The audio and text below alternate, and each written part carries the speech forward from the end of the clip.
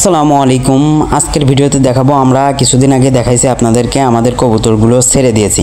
হ্যাঁ, তো কবুতরগুলো যেহেতু ছেড়ে দিয়েছিলাম আলহামদুলিল্লাহ অনেক দিন তারা বাইরেও থাকলো 2-3 দিন।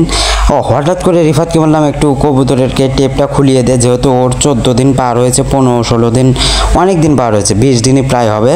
তো দেখলাম যে অনেক দিন হয়েছে, ওকে এবার ছেড়ে দেওয়া যায়। তো ছেড়ে দেওয়ার জন্য ও টেপ খুলে দিল। টেপ সারাদিন ও থাকলো এখানেই, অথচ বিকেলে এসে দেখতে পাচ্ছি সন্ধ্যার আগে মাগরিবের নামাজ পড়তে যাবো, তখন এসে দেখতে পাচ্ছি আমার কবুতর ওটা নেই।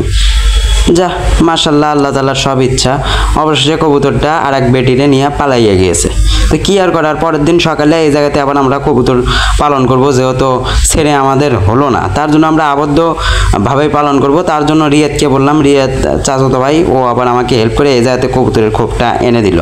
তো যেহেতু ক্যামেরাটা একটু অফ ছিল, যেহেতু কাজ করতে হলো, আপনারা আমাদের জন্য দোয়া করবেন, এখানে যেন কবুতর ভালো হয়। সবাই আমাদের খামারের জন্য দোয়া করবেন। আসসালামু আলাইকুম রহমতুল্লাহ।